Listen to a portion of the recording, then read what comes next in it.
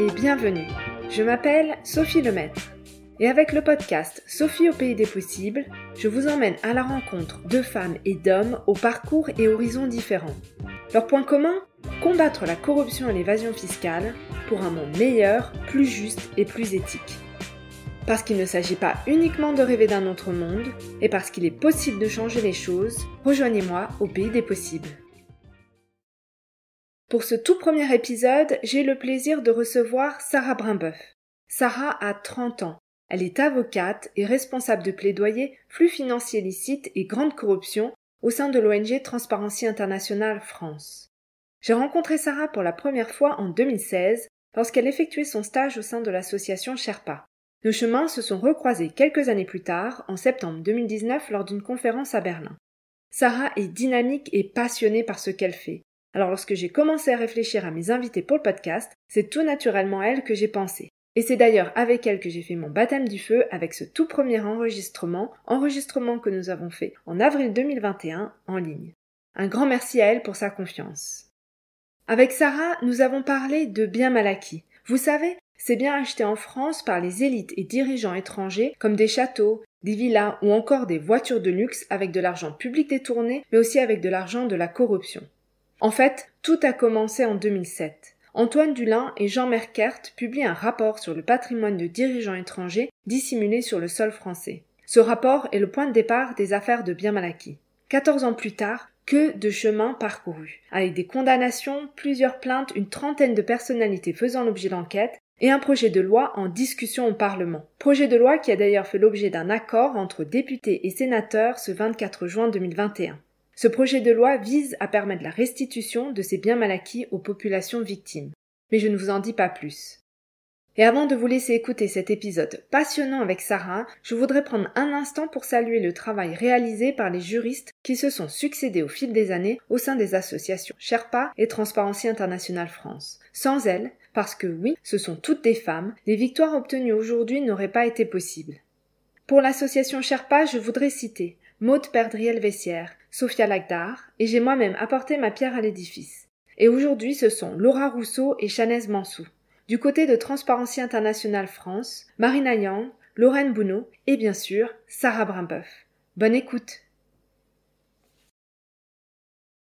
Bonjour Sarah Brimboeuf, je suis ravie de te recevoir aujourd'hui. Depuis novembre 2018, tu travailles pour l'ONG Transparency International France. Tu es responsable de plaidoyer, flux financiers licites et grande corruption. Alors très rapidement, les flux financiers licites regroupent la corruption, l'évasion fiscale et le blanchiment. Quant à la grande corruption, on pourrait la définir comme de la corruption à haut niveau, c'est-à-dire de la corruption qui implique de hauts fonctionnaires comme des ministres ou bien des présidents. Et tu es également avocate. Alors avant de revenir sur ce que tu fais à Transparency International France, j'aimerais qu'on en sache un peu plus sur ce qui t'a amené à travailler sur ces sujets. J'ai notamment vu que tu avais un master en droit qui semble plutôt être du droit des affaires et a priori, avec ce type de master, on se dirige plutôt à travailler pour des entreprises ou bien des cabinets d'avocats et pas vraiment en ONG. Alors pourquoi cette voie ? Pourquoi avoir choisi de travailler en ONG ? Bonjour Sophie. Alors donc j'ai un master en droit international et droit international économique. Donc préciser, c'est plutôt donc c'est pas vraiment droit des affaires, c'est plutôt le droit des relations économiques, donc des relations commerciales par exemple avec l'OMC, le rôle de l'Organisation mondiale du commerce, également tous les arbitrages entre États et investisseurs. Et j'étais vraiment très intéressée en fait à comprendre comment s'organiser ces relations qui interviennent dans un cadre globalisé, qui interviennent dans un cadre très libre où on souhaite que les échanges soient les plus poussés. Et je souhaitais savoir quel était le rôle du droit international, du droit des organisations internationales et des droits nationaux. Et ce qui m'a intéressée, ce qui m'a poussée vers cette voie associative, c'est comprendre également comment les autres acteurs, les citoyens, les populations, les ONG, intervenaient dans ce schéma qui est quand même plutôt un petit peu où en fait émergent notamment les grandes entreprises et les États. Et donc au fur et à mesure de mes cours, des recherches, je suis tombée sur plusieurs travaux de différentes ONG en France à l'étranger et notamment Sherpa, qui est une ONG de juristes et d'avocats et donc dans laquelle j'étais rentrée notamment, qui lutte contre la criminalité économique qui travaille plutôt à réparer, disons, le préjudice causé par les acteurs économiques au quotidien. Et c'est vraiment ça qui m'a en fait mis le pied un petit peu dans le monde des ONG, puisque après Sherpa, je suis rentrée en stage également à Transparency en parallèle de mes études à l'école du barreau, et finalement j'ai tellement aimé ce que je faisais que j'ai préféré rester dans ce milieu. D'ailleurs, puisque tu parlais de Sherpa, à Sherpa, donc tu travaillais sur plutôt la responsabilité des multinationales, notamment à voir comment les rendre responsables pour leurs atteintes aux droits humains ou à l'environnement dans le cadre de leurs activités à l'étranger. Donc on pourrait se dire de prime abord que ce poste-là, sur les droits humains, l'environnement, n'est pas forcément en lien avec ce que tu fais actuellement à Transparency International sur la corruption. Mais pour moi, il y a un lien évident. Corruption, droits humains, environnement forment un tout. Et j'imagine que tu as dû voir cette question-là de la corruption peut-être dans les dossiers sur lesquels tu as pu travailler. Donc, je voulais savoir si c'est ça aussi peut-être qui t'a amené à travailler avec Transparency International et à travailler sur ces questions de corruption. Alors c'est vrai qu'au tout début, en fait, quand je suis tombée sur l'offre de stage de Transparency, moi j'ai pas eu de formation en droit pénal des affaires, par exemple, qui est un petit peu la porte d'entrée classique pour rentrer sur ces sujets. Donc j'ai vraiment plutôt une formation internationaliste avec une spécialité sur les relations économiques. J'étais très intéressée par la question des droits de l'homme, des droits environnementaux, et donc je suis rentrée un petit peu par hasard sur la question de la corruption.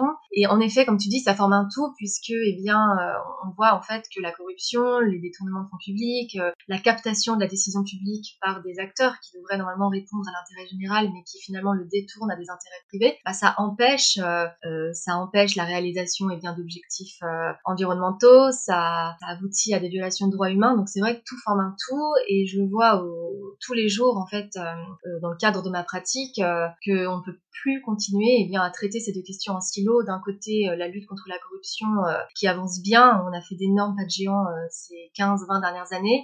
Les droits de l'homme qui sont un petit peu plus tâtonnants, et les deux sont encore, et l'environnement également, les trois, ces questions sont encore trop traitées différemment par des acteurs qui se parlent peu. Ça change, mais c'est vrai que en effet, ça forme un tout, et j'aimerais dans ma pratique contribuer également à faire que ces sujets continuent à dialoguer.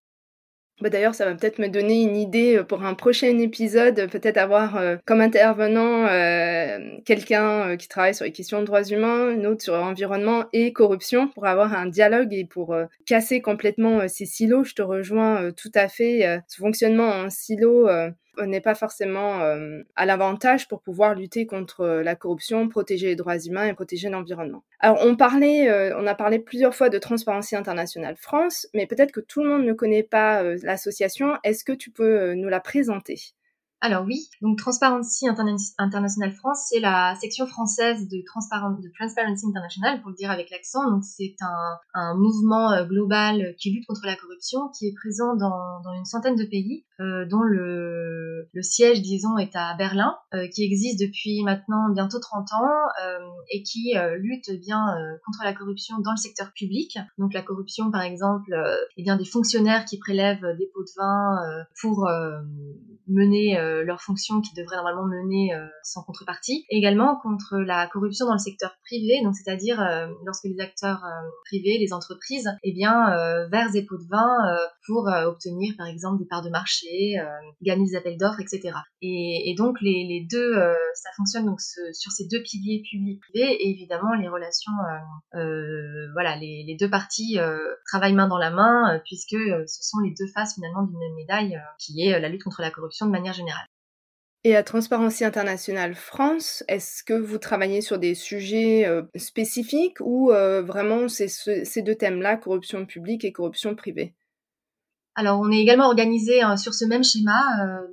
J'ai une collègue qui travaille exclusivement sur la transparence de la vie publique. Donc, c'est par exemple la transparence des comptes de campagne, que les candidats soient sur le même pied d'égalité, qu'il y ait vraiment une transparence dans ce qui est dépensé contre les campagnes, ce qui est très important parce qu'on connaît les liens entre les moyens mis dans le cadre d'une campagne, que ce soit pour une régionale ou une présidentielle, et les succès dans le cadre de ces élections. Et il y a la partie plus domaine privé, flux financiers illicites. Donc c'est la partie sur laquelle je travaille. Toutes les deux parties sont vraiment dialogues, sont pas du tout étanches, puisque moi je travaille sur par exemple les détournements de fonds publics à l'étranger, qui est cet argent qui arrive en France. Donc là, on est avec des personnes publiques qui sont les acteurs de cette infraction, mais ça a fait intervenir une myriade d'acteurs qui sont, eux, du domaine privé. Donc par exemple, ce sont des agents immobiliers, des avocats, des notaires. Donc voilà, donc c'est pas étanche, ça dialogue beaucoup, mais on reste quand même avec cette casquette un petit peu plus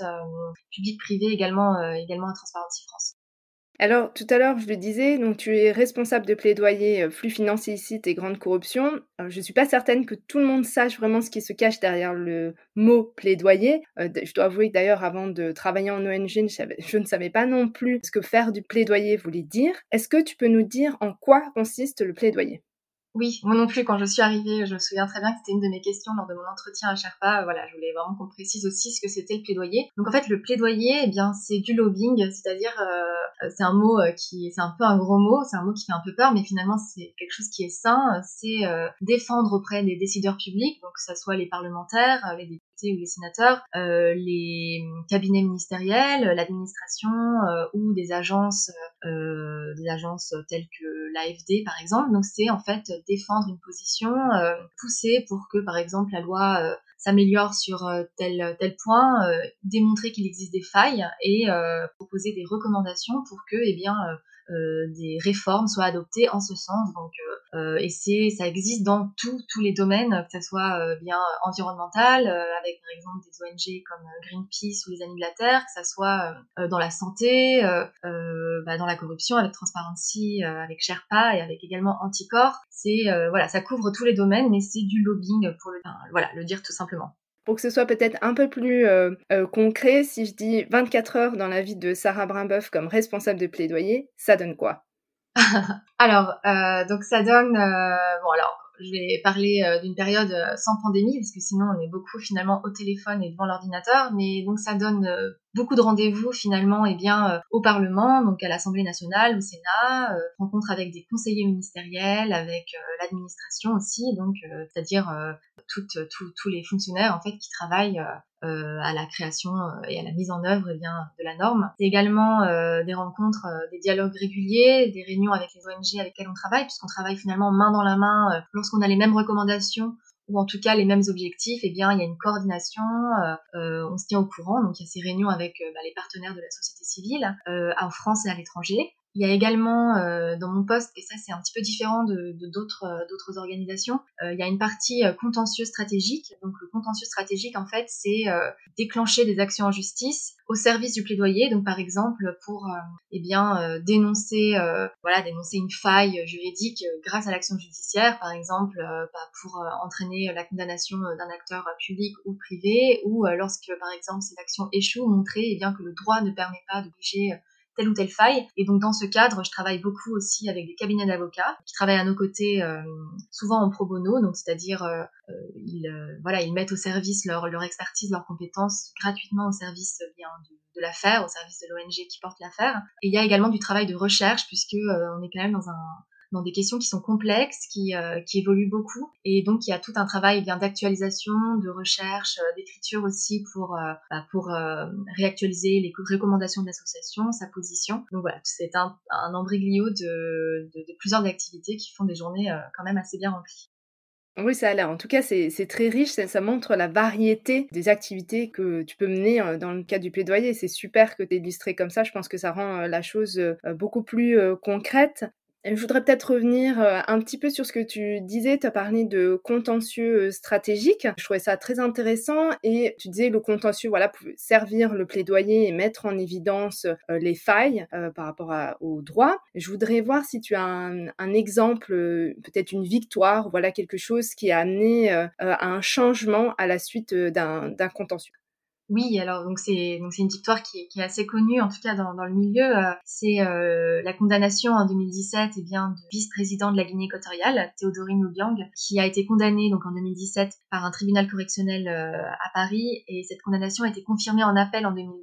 Pour rappeler très brièvement, cette condamnation, elle arrive au bout enfin, pas au bout puisqu'il s'est pourvu en cassation, mais elle intervient dans le cadre je peux parler d'une odyssée judiciaire puisque ça a été commencé en 2007 par plusieurs associations françaises, des citoyens également, qui visaient en fait à dénoncer les pratiques qui étaient tolérées depuis des années en France, les pratiques de détournement de fonds publics, de corruption à l'étranger, dans des pays africains, mais pas que, par des dirigeants, par leur entourage, donc par une élite, et qui visaient à dénoncer le blanchiment de tout cet argent en France notamment, mais également en Europe. Finalement, en fait, qui visait à dénoncer l'achat d'hôtels particuliers, de voitures de luxe, de villas sur la Côte d'Azur avec l'argent de la corruption dans des pays où la population vit pour beaucoup sous le seuil de la pauvreté. Et donc cette condamnation en 2017, c'est vraiment une victoire. Alors moi j'étais pas là au début des plaintes, j'étais encore au lycée, mais je sais qu'on a étudié beaucoup cette affaire sur les bancs de la fac et je crois vraiment qu'il y a maintenant bientôt 15 ans, ça paraissait inimaginable d'avoir une condamnation d'un chef d'État encore en exercice, de vraiment avoir ce couperet judiciaire sur des pratiques qui paraissaient en fait presque normales. Les premières plaintes ont été classées sans suite, les ONG ont dû se battre pour déjà se voir reconnaître le droit de porter plainte, le droit de porter cette affaire en justice, d'avoir ce qu'on appelle un intérêt à agir. Les enquêtes ont duré plus de 10 ans, elles continuent, un dossier énorme qui a des ramifications dans plusieurs pays. Donc pour beaucoup de pays, on est encore en cours d'enquête, en cours d'instruction. Mais cette première condamnation, ça a été vraiment une victoire qui a dépassé les frontières de la France. Je crois qu'on est le premier pays à avoir prononcé une condamnation pour de telles pratiques pour un chef d'État qui, je le rappelle, est encore en exercice, ou en tout cas un haut dirigeant encore en exercice. Donc c'était vraiment une réussite confirmée en appel. On attend encore, il s'est pourvu en cassation, donc on attend la décision de la Cour de cassation pour bientôt, ça devrait être en 2021. Mais je crois que pour la communauté anticorruption, ça a été vraiment une réussite, une première victoire. Oui, tout à fait, c'est une première victoire et je suis certaine que ce ne sera pas la dernière, on en aura bien d'autres. Et d'ailleurs, on voit qu'il y a un certain nombre d'affaires similaires qui sont en cours. On a une trentaine de personnalités qui sont visées par des enquêtes. Outre la Guinée équatoriale, il y a le Congo, le Gabon, l'Ouzbékistan, la Syrie, Djibouti, Tunisie ou encore l'Égypte. Souvent, ces affaires sont désignées sous le terme de bien mal acquis. Est-ce que tu pourrais nous expliquer l'origine de ce terme et pourquoi on appelle ces affaires bien mal acquis ? Oui, alors c'est une affaire qui est très intéressante, qui en fait a révolutionné, disons, un peu la lutte contre la corruption en France dans ce domaine. Donc bien mal acquis, en fait, ça vient d'un rapport qui est publié en 2007 par le Comité contre la faim et le développement, donc le CCFD Terre Solidaire. C'est un rapport très détaillé, en fait, qui faisait un petit peu la liste des biens soupçonnés d'être mal acquis, donc des biens achetés en fait avec l'argent du détournement de fonds publics, l'argent de la corruption par des dirigeants étrangers en France. Et ce rapport a été publié en 2007 et s'appelait Bien mal acquis profite trop souvent. Et donc finalement en fait le titre a lancé l'expression. Aujourd'hui on parle de bien mal acquis pour ce type de biens. Donc c'est bien souvent des biens immobiliers mais pas que, ça peut être des comptes bancaires aussi, des objets d'art, des biens mobiliers, des voitures de luxe comme je disais. Et on parle de bien mal acquis et ça a dépassé le simple lexique des organisations non gouvernementales puisque les parlementaires l'utilisent, ça s'utilise, le terme est également utilisé à l'étranger et voilà, il est vraiment rentré dans le jargon même si il n'est pas juridique, il n'a pas de sens juridique, il n'existe pas dans le code pénal. Et donc voilà, donc c'est ce rapport qui a lancé cette expérience, cette aventure judiciaire, parce qu'on peut parler d'aventure vu toutes les péripéties qu'il y a eu, voilà pour l'origine du terme. Ce qui serait intéressant de savoir aussi, c'est pourquoi est-ce que c'est important qu'on s'intéresse à cette question en France ? On pourrait dire, si je joue l'avocat du diable, c'est des élites à l'étranger, ils ont acheté un château ou ils ont 10 voitures de luxe, mais nous, ça ne nous impacte pas en France. Donc pourquoi est-ce que c'est important qu'on s'intéresse à cette question, qu'on enquête, qu'on lance des poursuites et qu'on ait des condamnations ?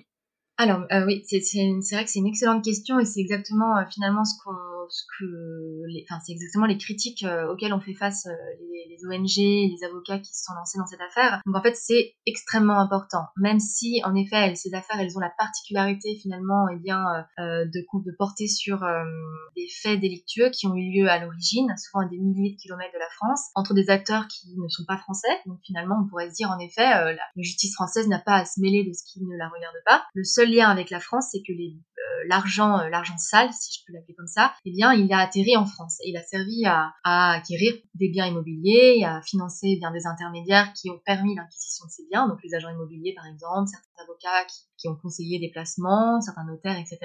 C'est primordial que la France ait cessé de fermer les yeux sur ces pratiques et cessé cette tolérance, puisqu'il y a 15 ans, les plaintes étaient classées sans suite. Ça veut dire que le ministère public, le procureur refusait d'ouvrir l'enquête, refusait finalement de déclencher l'action publique pour ces affaires. C'est primordial puisque la France est partie à des conventions internationales qui luttent contre la corruption. Elle impose à ses entreprises, par exemple, des obligations anticorruption qui sont très strictes. Et c'est vraiment, ça c'est encore une avancée qu'on souligne. Mais on peut pas, d'un côté, avoir un cadre anticorruption strict, poussé, et de l'autre côté accueillir l'argent sale sur le territoire. Ça n'a pas de sens, ça dilue le message et ça contribue finalement à faire vivre une certaine impunité. La France peut pas être le territoire d'accueil de cet argent sale pour la simple et bonne raison que c'est complètement antinomique avec le reste de ses engagements et au contraire ça affaiblit ses engagements.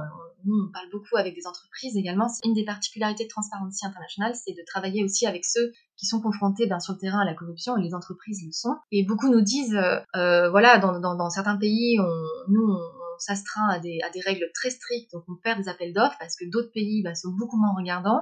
C'est complètement injuste. Qu'est-ce qu'on peut faire? Eh bien, une des premières choses, déjà, c'est pas accueillir l'argent sale qui a été obtenu dans ce cas, l'argent des pots de vin. C'est être cohérent avec le reste de ces engagements.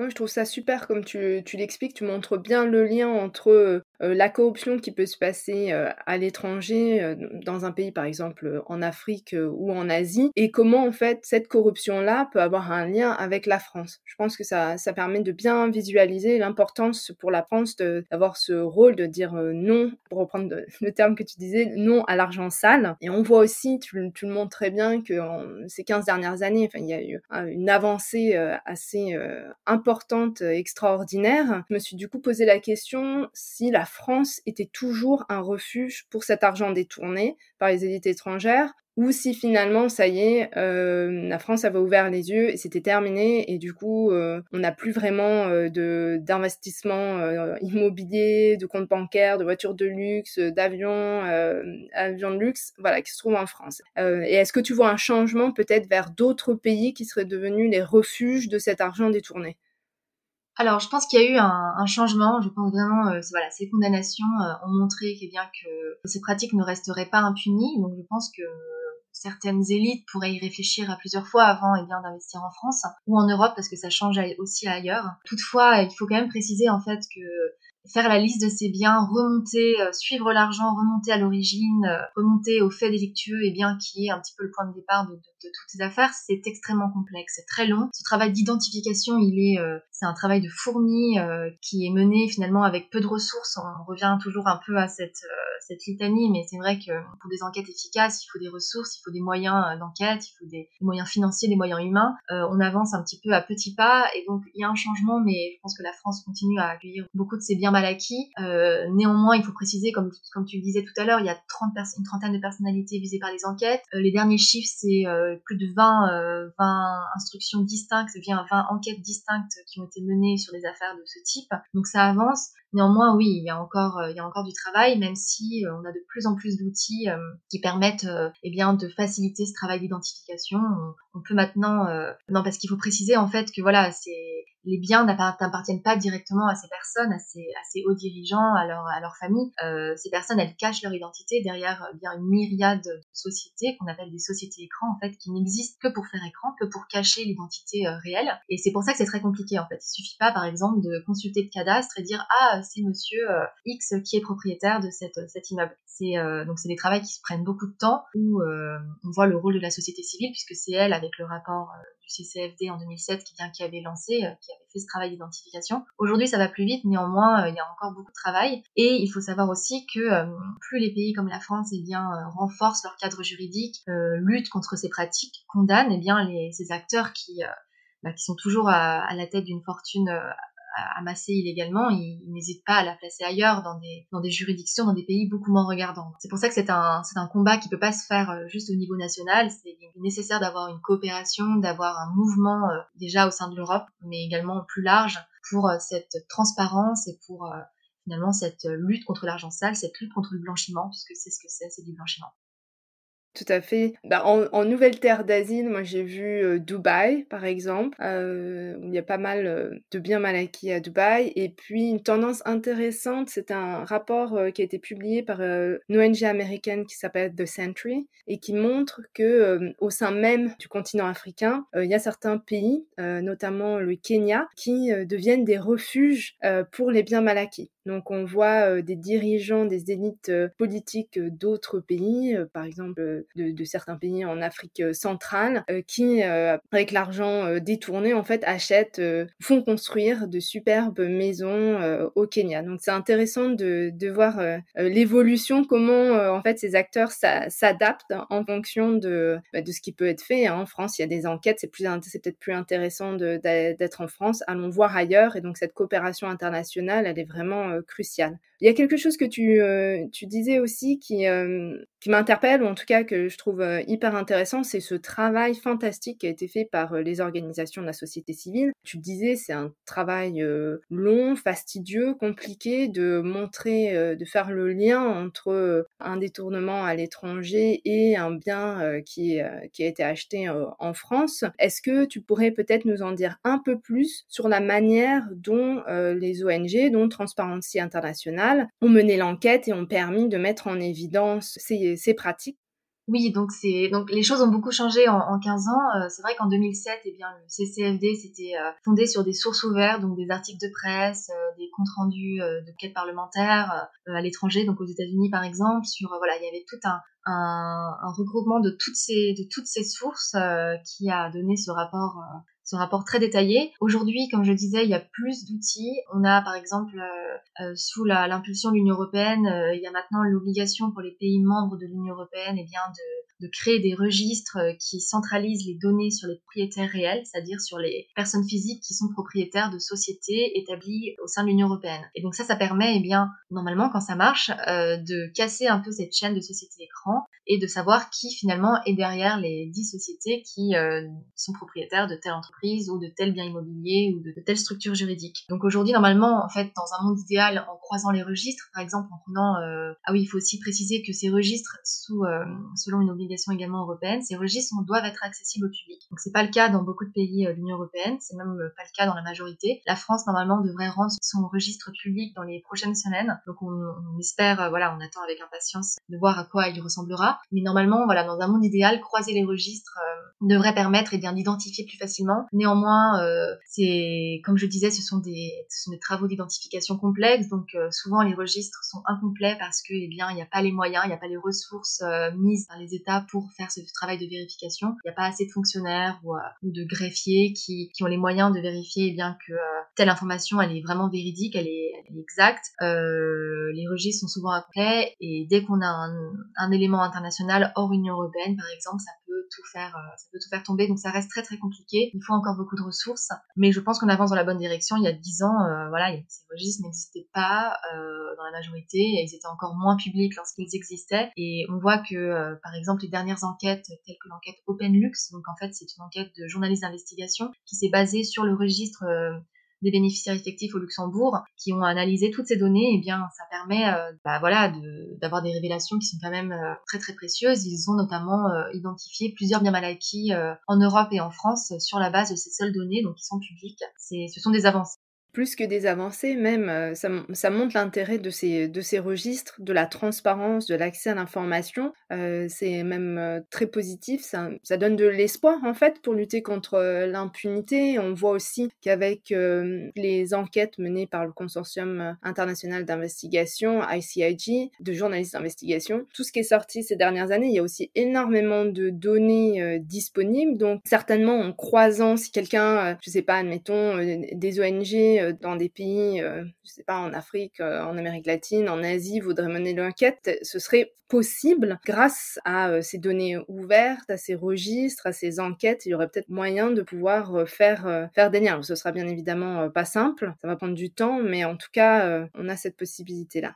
Tout à l'heure, tu le disais, il y a un signe positif ultra encourageant, c'est cette condamnation de Obiang, vice-président de la Guinée équatoriale, donc condamnation confirmée en appel, tu l'as rappelé, il s'est pourvu en cassation, mais c'est quand même déjà historique. On a également Rifat al-Assad, qui est l'oncle de Bachar al-Assad, qui a été aussi condamné en première instance en 2020, il fait appel, mais dans les deux cas, ce qu'on remarque, c'est que des millions d'euros ont été confisqués. Dans le cas d'Obiang, c'est 150 millions d'euros. Dans le cas de Rifat al-Assad, c'est 90 millions d'euros. C'est énorme, ça fait à peu près 240 millions d'euros qui sont saisis et qui sont confisqués. C'est énorme. Qu'est-ce qu'on fait de ces sommes d'argent ? Oui, non, t'as raison de le dire, c'est vraiment énorme. Pour la Guinée équatoriale, les 150 millions d'euros confisqués, eh bien, selon un rapport de Human Rights Watch, c'est plus que le budget pour la santé en Guinée équatoriale. Donc, ce qu'on peut faire avec cet argent, c'est énorme. Et pourtant, en France, eh bien, cet argent confisqué, il y a pas de mécanisme qui permette de le restituer aux populations d'origine. Aujourd'hui, il est confisqué et il retombe dans le budget général de l'État. C'est absolument incroyable. Enfin, quand on apprend ça, en fait, beaucoup tombent des nues, puisque on condamne, mais finalement, eh bien, c'est la France qui a pourtant toléré, accueilli ces pratiques pendant des années, qui finalement bénéficie de l'argent. Ça paraît complètement, ça paraît immoral. Finalement, ça contribue même parfois, enfin peut-être à atténuer la condamnation, qui est pourtant une condamnation, on le rappelle, historique, qui est une énorme avancée. Aujourd'hui, toutefois, ça change, et à l'heure où sortira l'épisode, on aura peut-être, je l'espère, une loi en fait qui permet maintenant de restituer cet argent bien aux populations d'origine, qui permet de créer tout un mécanisme légal et budgétaire pour isoler ces avoirs, pour éviter qu'ils soient mélangés avec tout le reste des ressources de l'État français, qui permettent ensuite bien d'identifier les meilleurs canaux pour que cet argent finance des projets qui améliorent les conditions des populations des pays d'origine.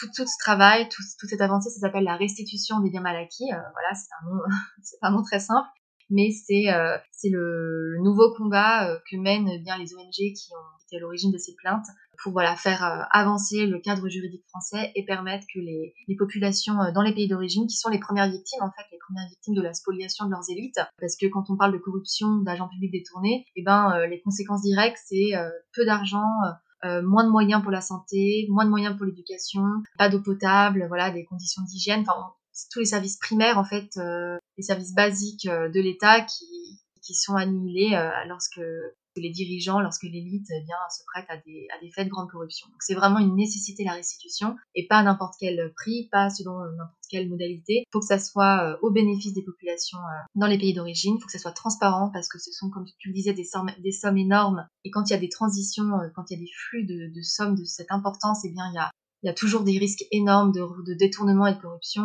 et le pire qui puisse se passer, c'est que l'argent confisqué de la corruption retombe dans les poches des corrompus. Ça c'est vraiment la limite qu'il ne faudrait pas franchir, et pour cela il faut vraiment encadrer le futur mécanisme de restitution. Donc on avance, on aura bientôt une loi, le Parlement est en train de la discuter actuellement. Donc ce sont également des victoires dont on peut se féliciter, puisque ça fait des années qu'on travaille sur ces questions. Maintenant, il faut encore la route est encore longue pour une restitution effective, pour que les populations en bénéficient réellement, mais je pense on est sur la bonne voie en tout cas.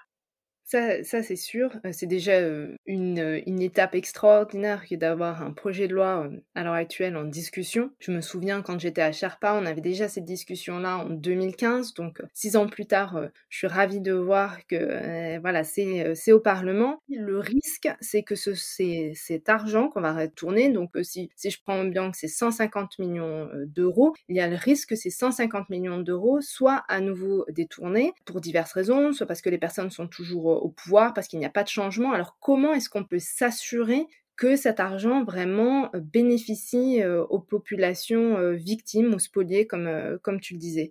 Est-ce que, tu parlais de transparence, mais est-ce que vous avez des propositions concrètes ou des exemples en fait qui permettent de voir comment cette restitution pourrait se dérouler en pratique? En effet, donc il y a des risques puisque en fait la restitution, elle intervient dans un cadre qui est donné, c'est le cadre des relations internationales. Elle intervient, elle doit respecter les principes de droit international et le premier principe, ça reste la souveraineté des États. Donc la France ne peut pas décider unilatéralement où ira l'argent et tout cadrer, tout baquer. En outre, en plus, avec son passé colonial, c'est vraiment, c'est absolument pas l'exemple qu'on veut prôner. Et il faut préciser voilà que ces sommes sont tellement énormes que voilà il y a toujours ces risques voilà de détournement. Donc on n'a pas de proposition chaque proposition en fait doit être adaptée au cadre précis et bien de la restitution selon les modalités, enfin selon les spécificités de l'État, les spécificités géographiques, selon même l'affaire en fait. C'est pas la même chose de restituer eh bien de l'argent confisqué dans des affaires de biens mal acquis que de l'argent confisqué dans des affaires de corruption internationale où par exemple on pourrait confisquer à une entreprise des profits qui auraient été engrangés de manière illicite. Et donc en fait ce qui est important quand on regarde les expériences passées à l'étranger de restitution, c'est l'important c'est l'intégration de la société civile française mais surtout la société civile locale et une société civile indépendante, c'est-à-dire une société qui comme son nom l'indique indépendante, qui n'est pas manipulée par le pouvoir en place par exemple. Et on voit qu'en fait, à chaque fois à l'étranger que la société civile a été écartée des processus de restitution, à chaque fois qu'elle n'a pas eu son mot à dire sur les projets, qu'elle n'a même pas été consultée, qu'elle n'a pas pu exercer un contrôle sur l'affectation, sur l'utilisation des fonds, eh bien les restitutions se sont mal passées. Il y a eu, ça a créé de la défiance, ça a engrangé le cercle vicieux du détournement. Finalement, ça a eu l'effet inverse que celui qui est normalement poursuivi par la restitution des avoirs illicites. Et donc intégrer la société civile, c'est nécessaire, lui donner eh bien une place autour de la table, peut-être pas des négociations, mais en tout cas la table où est décidé eh bien quels projets seront sélectionnés, savoir pourquoi c'est tel territoire dans un état et pas l'autre, pourquoi tel projet, pourquoi aller vers la santé et pas l'éducation. C'est important que tous ces choix soient transparents, qu'ils soient faits avec la société civile. C'est également aussi important de rendre des comptes, d'avoir des audits indépendants, de mesurer l'impact des projets qui ont été financés par l'argent restitué. Voilà, de mesurer cet impact, de mesurer le suivi. C'est un petit peu caricatural ce que je vais dire, mais c'est important de savoir où est allé chaque centime restitué. Il y a une importance symbolique qui est très forte, c'est l'argent de la corruption qui a été confisqué. C'est important d'avoir un droit de regard sur toute la procédure. Et donc ces audits indépendants sont également primordiaux, sont vraiment cruciaux. On pourrait peut-être imaginer, je sais pas, dans le pays qui recevrait ces fonds, qui est par exemple une base de données au sein de laquelle on verrait les projets qui ont reçu une partie de cet argent, l'objectif, le montant, etc. Peut-être que ça permettrait aussi d'aider la traçabilité. Je comprends tout à fait, il faut avoir des audits indépendants, mais dans certains pays, le système judiciaire n'est pas forcément indépendant. Il en va de même des cours des comptes et des cours spécialisés dans l'audit. Donc, est-ce qu'il ne faudrait pas non plus aussi avoir un mécanisme transparent où on sait une base de données où on a les différents projets, où la société civile, les journalistes, les citoyens, toute personne qui serait intéressée pourrait peut-être voir comment l'argent est utilisé, peut-être aller directement, je ne sais pas si c'est pour la construction d'un hôpital, aller voir sur place si l'hôpital existe. En complément, ça pourrait être intéressant. Exactement, et c'est une très bonne idée. Et ce que la société civile essaie de faire aussi, finalement, c'est un peu développer des indicateurs pour mesurer cette transparence, parce que c'est vrai que la transparence aujourd'hui, c'est très à la mode, ça veut tout et rien dire. Pareil pour intégrer la société civile, ça peut être simplement la consulter dans une réunion qui, au final, dont les comptes rendus resteront dans les tiroirs poussiéreux de la bureaucratie. Donc c'est vrai que c'est important d'avoir des indicateurs, de savoir comment est donnée l'information, dans quel délai, parce que si c'est pour l'avoir dans 25 ans, malheureusement, ça sert à rien. Et comme tu disais, cette création de base de données, cet accès facile à l'information, savoir en fait connaître aussi les procédures, les critères de sélection, les critères d'appel d'offres, tout ça on reste en fait on arrive dans le pratico-pratique, mais c'est là en fait où se cache le diable. Le diable se cache vraiment dans les détails. Donc on peut avoir des très beaux principes, il faut vraiment qu'ils soient mis en œuvre. Et en effet, ces bases de données qui peuvent en plus être pilotées depuis des pays comme la France, qui sont les pays d'accueil de ces avoirs, qui ont un rôle à jouer dans la restitution. Ça paraît très faisable. Voilà, à voir les obstacles qui seront peut-être allégués en cours de route, mais ce sont d'excellentes idées, oui. Donc là, ce que je comprends, c'est que ce projet de loi, c'est une première étape en France, une étape cruciale où Transparency International, vous allez, et ça va faire partie de ton plaidoyer, j'imagine, vous assurer que voilà, certains piliers, principes sont bien présents dans le projet de loi. Et puis, je suppose que la suite, je ne sais pas si vous allez continuer à vous impliquer sur ces questions-là, mais c'est la mise en œuvre peut-être. Tu l'as dit, chaque affaire est différente, il y a des contextes précis, des pays différents, on peut pas tout mettre dans la loi. Donc est-ce que ça va être ça en 2 phases? Une phase principe, avoir ces piliers inscrits dans la loi, et une phase mise en œuvre et travailler avec les différentes parties prenantes pour s'assurer que l'argent est bien restitué aux populations victimes. Oui, exactement. C'est vrai, comme tu dis, la loi, elle va rester générale. Il y a 2 paragraphes, donc c'est vrai que ça peut pas tout, ça peut pas cadrer tout. Donc nous, on va continuer évidemment à suivre la mise en œuvre de cette loi dans des cas très spécifiques.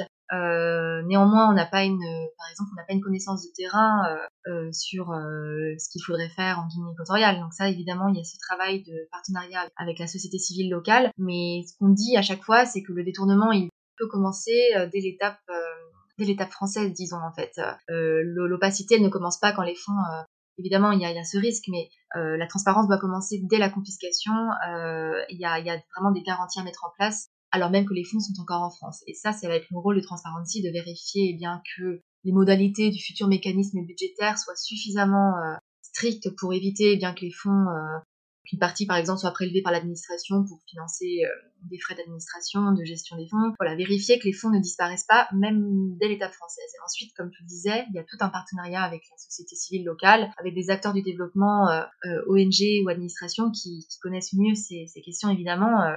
Mais ce travail de suivi, de contrôle de l'affectation des fonds, vérifier qu'il n'y a pas d'évaporation, ça, Transparency continuera évidemment à être extrêmement vigilant, à la fois de manière générale et pour les cas précis dans lesquels nous, on a été partie civile dans ces affaires, donc on a encore bien cette légitimité, disons, à être encore impliqué dans la phase post-condamnation et donc la phase restitution. On va croiser les doigts que ces garanties seront inscrites dans la loi, et suivre ça de près. Je mettrai un peu toutes ces notes dans le descriptif de l'épisode.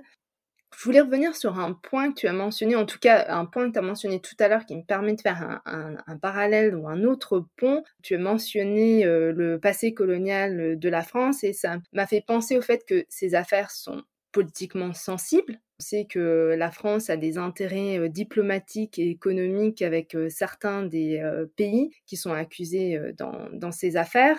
Donc j'imagine que travailler sur ces affaires, c'était pas forcément sans risque. On voit d'ailleurs qu'il y a une tendance que je trouve assez dramatique depuis quelques années, avec une augmentation importante des menaces envers les ONG, les journalistes, que ce soit, ça peut être des menaces physiques, mais aussi et surtout en France, des menaces juridiques avec des poursuites en diffamation. La question que je me pose, c'est si c'est un risque que vous devez prendre en compte, par rapport à ces affaires de Birr Malaki, peut-être d'autres dossiers aussi sur lesquels tu peux travailler. Est-ce que ces risques-là, tu dois les prendre en compte, et est-ce que ça n'impacte pas trop votre action?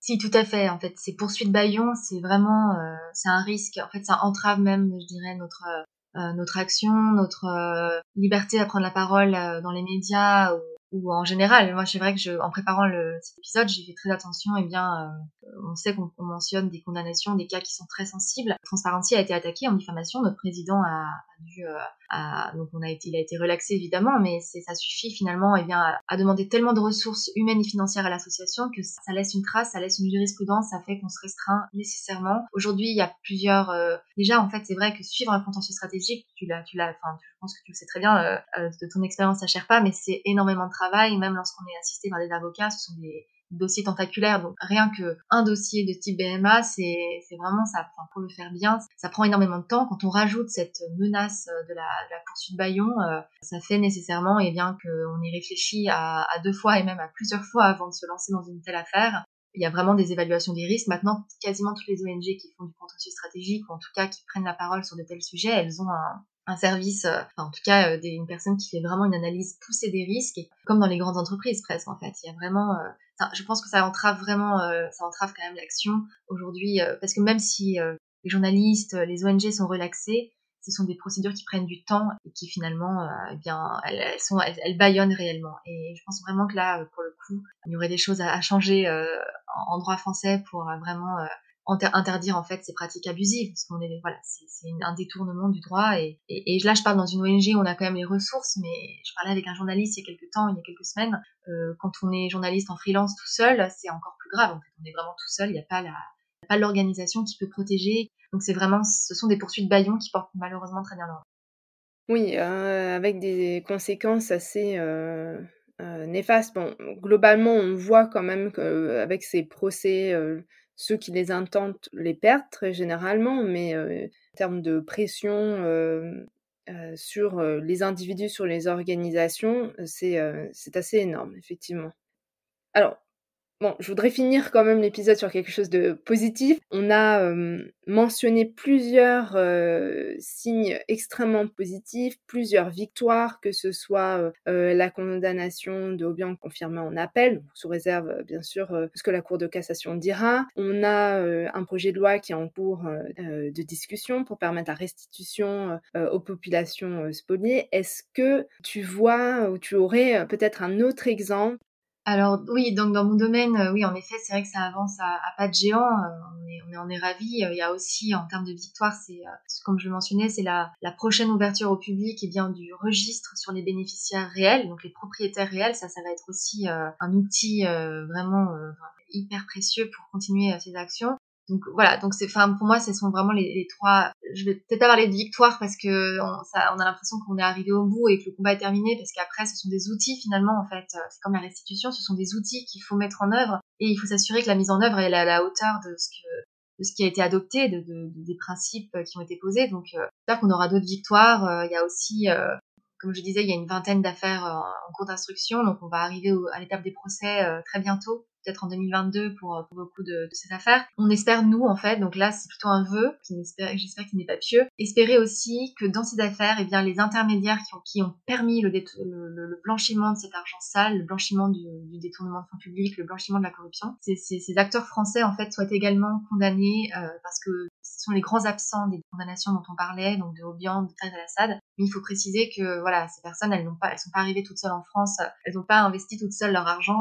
On leur a donné la possibilité de le faire, et donc il faut que les intermédiaires soient également répondent en fait devant la justice. Et ça, on l'espère. Enfin, j'espère que ça sera la prochaine victoire. Donc c'est pas voilà, je regarde plutôt le futur sur ce point.